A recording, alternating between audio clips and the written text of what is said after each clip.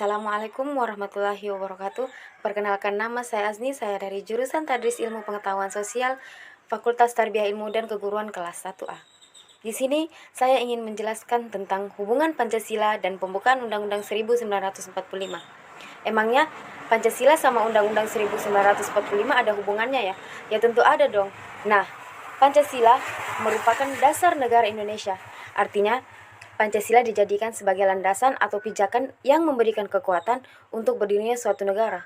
Pancasila sebagai dasar negara punya hubungan erat dengan Undang-Undang 1945. Seluruh penyelenggaraan pemerintah Indonesia harus berdasarkan Pancasila, karena Pancasila adalah sumber dari segala sumber hukum.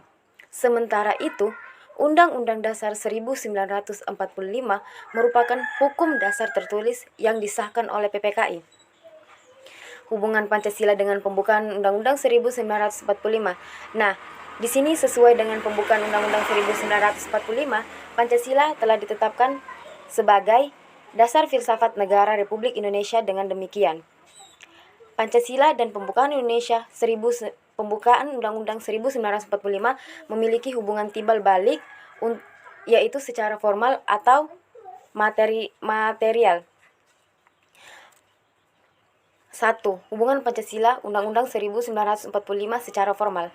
Rumusan Pancasila sebagai dasar negara Republik Indonesia tercantum dalam pembukaan Undang-Undang 1945, terutama pada alinea 4 yang merupakan inti dari pembukaan Undang-Undang 1945. Pembukaan Undang-Undang 1945 merupakan pokok kaidah negara yang fundamental antara dua kedudukan, yaitu dasar tertib hukum Indonesia sekaligus sebagai tertib hukum tertinggi. Selain sebagai mukadimah, pembukaan Undang-Undang 1945 memiliki fungsi dan kedudukan yang berbeda dengan pasal-pasalnya. Pancasila sebagai pokok kaidah negara yang fundamental juga menjadi dasar keberlangsungan hidup negara Indonesia. Pancasila adalah inti dari pembukaan Undang-Undang 1945 yang memiliki kedudukan kuat, tetap, dan tidak diubah-ubah, dan melekat pada kehidupan negara Republik Indonesia. Yang nomor 2, hubungan Pancasila dengan Undang-Undang 1945 secara material. Berdasarkan kronologi, sejarah materi Pancasila dirumuskan terlebih dulu sebagai dasar negara dalam rapat BPUPKI. Setelah itu, baru disusul dengan pembukaan Undang-Undang 1945. Dengan demikian, pembukaan Undang-Undang 1945 adalah tertib hukum tertinggi Indonesia. Sedangkan Pancasila merupakan sumber dari tertib hukum itu sendiri. Pembukaan Undang-Undang 1945 adalah pokok kaidah negara yang fundamental dengan Pancasila sebagai intisarinya. Nah, teman-teman, penjelasan itu adalah mind mapping yang saya buat, lalu saya baca, setelah itu saya jelaskan kepada kalian. Mungkin cukup sekian dari saya. Assalamualaikum warahmatullahi wabarakatuh. Perkenalkan, nama saya Debi Rofiah, anggota 2 kelompok 3. Di sini saya akan membacakan latar belakang kajian Pancasila sebagai dasar negara. Pancasila merupakan pandangan hidup dan kepribadian bangsa yang nilai-nilainya bersifat nasional yang mendasari kebudayaan bangsa. Maka nilai-nilai tersebut merupakan perwujudan dari aspirasi cita-cita hidup bangsa. Dengan Pancasila, perpecahan bangsa Indonesia akan mudah dihindari, karena pandangan Pancasila bertumpu pada pola hidup yang berdasarkan keseimbangan, keselarasan, sehingga perbedaan apapun yang dapat dibina menjadi suatu pola kehidupan yang dinamis, penuh akan keanekaragaman, yang berada dalam suatu keberagaman yang kokoh. Dengan peraturan yang berlandaskan nilai-nilai Pancasila, maka perasaan adil dan tidak adil dapat diminimalkan. Hal tersebut dikarenakan Pancasila sebagai dasar negara menaungi dan memberikan gambaran yang jelas tentang peraturan tersebut, berlaku untuk semua tanpa ada perlakuan diskriminatif bagi siapapun. Oleh karena itu, Pancasila memberikan arah tentang hukum harus menciptakan keadaan negara yang lebih baik dengan berlandaskan pada nilai-nilai ketuhanan, kemanusiaan, persatuan, kerakyatan, dan keadilan. Ada beberapa aspek yang mendasari penetapan Pancasila sebagai dasar negara. 1. Aspek pluralisme. 2. Aspek ilmiah ketahanan. 3. Aspek budaya. 4. Aspek agama. 5. aspek persamaan nasib. Sekian dari saya, ada kurang lebihnya mohon maaf. Wassalamualaikum warahmatullahi wabarakatuh. Assalamualaikum warahmatullahi wabarakatuh. Perkenalkan, nama saya Ella Wawa Zakira Muiz. Di sini saya akan mempresentasikan tentang sumber historis, sosiologis, dan politis Pancasila sebagai sumber dasar negara. Yang pertama ada sumber historis Pancasila. Pancasila sebagai dasar negara dibentuk setelah menyerap berbagai pandangan yang berkembang secara demokratis dari para anggota BPUPKI dan PPKI sebagai representasi bangsa Indonesia. Pancasila dijadikan sebagai dasar negara yaitu sewaktu ditetapkannya pembukaan Undang-Undang Negara Kesatuan Republik Indonesia pada 8 Agustus 1945. Mahfud MD menyatakan bahwa berdasarkan penjelajahan historis diketahui bahwa Pancasila yang berlaku sekarang merupakan hasil karya bersama dari berbagai aliran politik yang ada di BPUPKI, yang kemudian disempurnakan dan disahkan oleh PPKI pada saat negara didirikan. Yang kedua ada sumber sosiologis Pancasila sebagai sumber dasar negara. Pertama, nilai-nilai ketuhanan sebagai sumber etika dan spiritualitas dianggap penting sebagai fundamental serta kehidupan bernegara. Negara menurut Pancasila diharapkan dapat melindungi dan mengembangkan kehidupan beragama, sementara agama diharapkan dapat memainkan peran publik yang berkaitan dengan penguatan etika sosial. Kedua, nilai-nilai kemanusiaan universal yang bersumber dari hukum Tuhan, hukum alam, dan sifat-sifat sebagai fundamental etika sosial kehidupan bernegara dalam pergaulan dunia. Prinsip kebangsaan yang luas mengarah pada persaudaraan dunia yang dikembangkan melalui jalan eksternalisasi dan internalisasi.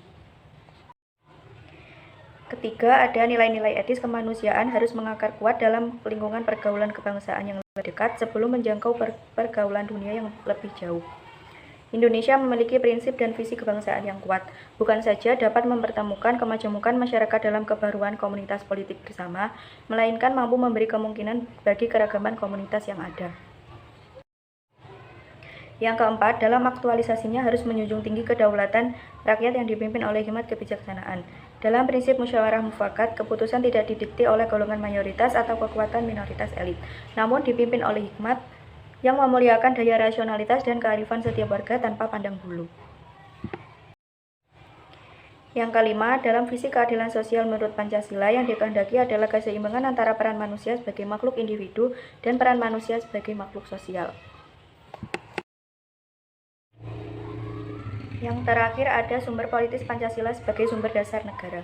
Pancasila merupakan norma hukum dalam memformulasikan dan mengimplementasikan kebijakan politik yang menyangkut hajat hidup orang banyak. Di sisi lain, bagi setiap warga negara yang berkiprah dalam infrastruktur politik seperti organisasi kemasyarakatan, Pancasila menjadi kaidah penuntun dalam setiap aktivitas sosial politiknya. Dengan demikian, sektor masyarakat dan sektor pemerintah bisa memberikan masukan yang baik dalam sistem politik. Sekian presentasi yang dapat saya berikan, ada kurangnya saya mohon maaf. Assalamualaikum warahmatullahi wabarakatuh. Saya Fadila Eka Miliana, anggota 4 dari kelompok 3. Di sini saya ingin menjelaskan tentang dinamika dan tantangan Pancasila sebagai dasar negara. Yang pertama, dinamika Pancasila sebagai dasar negara. Pancasila sebagai dasar negara lahir dan berkembang melalui proses yang cukup panjang. Pada mulanya, adat istiadat dan agama menjadi kekuatan yang membentuk adanya pandangan hidup. Pada saat berdirinya negara Republik Indonesia, yang ditandai dengan dibacakannya proklamasi pada tanggal 17 Agustus 1945, bangsa Indonesia sepakat bahwa pengaturan kehidupan bermasyarakat, berbangsa, dan bernegara berlandaskan terhadap Pancasila dan Undang-Undang Dasar Negara Republik Indonesia tahun 1945. Namun, sejak November tahun 1945 sampai menjelang ditetapkannya dekret Presiden pada 5 Juli 1959, pemerintah Indonesia mempraktikkan sistem demokrasi liberal. Pada masa pemerintahan Presiden Soeharto, ditegaskan bahwa Pancasila sebagai dasar negara akan dilaksanakan secara murni dan konsekuen, menyusul dengan diterbitkannya ketetapan MPR tentang pedoman penghayatan dan pengamalan Pancasila P4. Namun, pemerintahan Presiden Soeharto pun dianggap menyimpang dari garis politik Pancasila dan Undang-Undang Dasar Negara Republik Indonesia tahun 1945. Beliau dianggap cenderung melakukan politik liberalisme kapitalisme dalam mengelola negara. Kemudian, pada tahun 1998 muncul gerakan reformasi yang mengakibatkan Presiden Soeharto menyatakan berhenti dari jabatannya sebagai presiden. Kemudian, pada tahun 2004 sampai sekarang, berkembang gerakan pra-akademisi dan pemerhati serta pecinta Pancasila yang mulai menyuarakan Pancasila sebagai dasar negara melalui proses kegiatan seminar dan kongres. Hal ini ditujukan untuk mengembalikan eksistensi Pancasila dan membudayakan nilai-nilai Pancasila sebagai pandangan hidup bangsa, serta menegaskan Pancasila sebagai dasar negara guna menjadi sumber hukum dalam penyelenggaraan pemerintahan negara Indonesia. Yang kedua, tantangan Pancasila sebagai dasar negara. Apabila ditarik benang merah terkait dengan tantangan yang melanda bangsa Indonesia, maka dapat diidentifikasikan sebagai berikut. Yang pertama, dilihat dari kehidupan masyarakat. Terjadi kegamangan dalam kehidupan bernegara dalam era reformasi ini, karena perubahan sistem pemerintahan yang begitu cepat, termasuk digulirkannya otonomi daerah yang seluas-luasnya. Di suatu pihak dan di pihak lain, masyarakat merasa bebas tanpa tuntutan nilai dan norma dalam kehidupan bernegara. Akibatnya, sering ditemukan perilaku anarkisme yang dilakukan oleh elemen masyarakat yang dipandang tidak cocok dengan paham yang dianutnya. Masyarakat menjadi beringas karena code of conduct yang bersumber pada nilai-nilai Pancasila mengalami degradasi. Selain itu, kondisi euforia politik tersebut dapat melemahkan integrasi nasional. Yang kedua, dalam bidang pemerintahan, banyak muncul di ranah publik aparatur pemerintahan, baik sipil maupun militer yang kurang mencerminkan jiwa kewarganegaraannya. Terdapat fenomena perilaku aparatur sipil yang aji mumpung atau mementingkan kelompoknya saja. Hal tersebut perlu segera dicegah dengan cara meningkatkan efektivitas penegakan hukum dan melakukan upaya masif serta sistematis dalam membudayakan nilai-nilai Pancasila sebagai aparatur negara. Itu tadi penjelasan dari saya mengenai dinamika dan tantangan Pancasila sebagai dasar negara. Mohon maaf apabila ada salah-salah kata. Wassalamualaikum warahmatullahi wabarakatuh. Assalamualaikum warahmatullahi wabarakatuh. Perkenalkan, nama saya Adil Hasan Danca Hidayat, anggota 5 dari kelompok 3. Langsung saja, penjelasan materi tentang esensi dan urgensi tantangan Pancasila sebagai dasar negara. Esensi Pancasila sebagai dasar negara, sebagaimana dipahami bahwa Pancasila secara legal formal telah diterima dan ditetapkan menjadi dasar dan ideologi negara Indonesia sejak 18 Agustus 1945.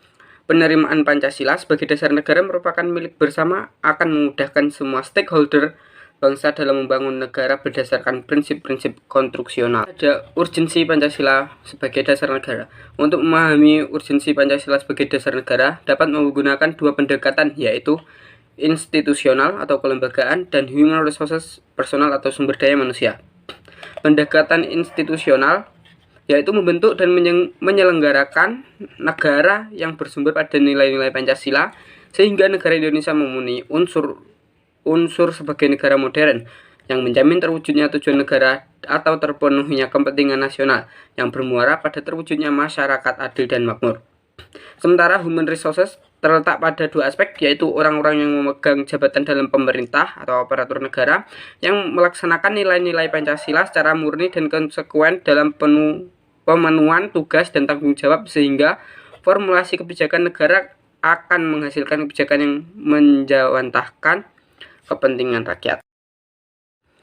Hubungan Pancasila dengan pembukaan Undang-Undang 1945.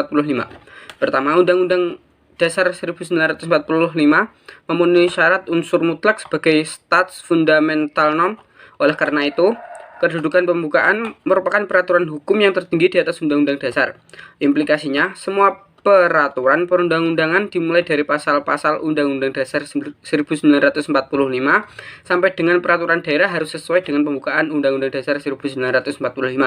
Yang B, Pancasila merupakan asas kerohanian dari pembukaan Undang-Undang Dasar 1945 sebagai stats fundamental norm. Secara istilah akademis, pembukaan Undang-Undang Dasar 1945 sebagai status fundamental norm mempunyai hakikat kedudukan yang tetap, kuat, dan tidak akan berubah bagi negara yang dibentuk. Dengan perkataan lain, jalan hukum tidak dapat lagi diubah. Penjabaran Pancasila dalam batang tubuh Undang-Undang Dasar 1945 adalah sebagai berikut. Nilai sila pertama terdapat pada pasal 28E ayat 1, pasal 29 dan pasal lain. Nilai sila kedua terdapat pada pasal 1 ayat 3, pasal 26 ayat 1 dan ayat 2, pasal 27 ayat 1 dan ayat 2, pasal 28A, B, C, D, F, dan J, dan pasal lain. Yang nilai sila ketiga, pasal 25A, pasal 27 ayat 3, pasal 30 ayat 1, sampai dengan pasal 30 ayat 5, dan pasal lain. Yang keempat, nilai sila keempat, yaitu pasal 1 ayat 1 dan ayat 2, pasal 3, pasal 4, pasal 7, pasal 19, pasal 22C, pasal 22E, dan pasal lain. Yang terakhir, pasal nilai sila kelima, yaitu pasal 23, pasal 28H, pasal 31, pasal 32, pasal 33, pasal 34, dan pasal lainnya.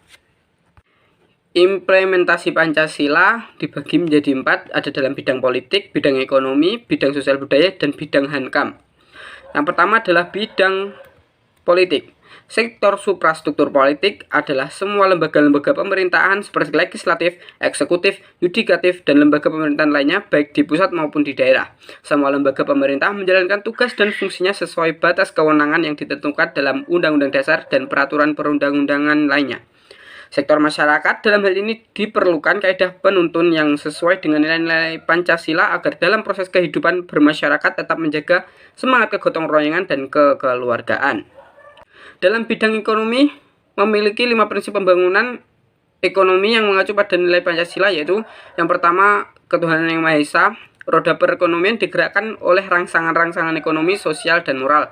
Yang kedua, kemanusiaan yang adil dan beradab. Ada kehendak kuat dari seluruh masyarakat untuk mewujudkan pemerataan sosial sesuai asas kemanusiaan. Yang ketiga, persatuan Indonesia. Prioritas kebijakan ekonomi adalah penciptaan perekonomian nasional yang tangguh. Hal ini berarti nasionalisme menjiwai setiap asas kemanusiaan.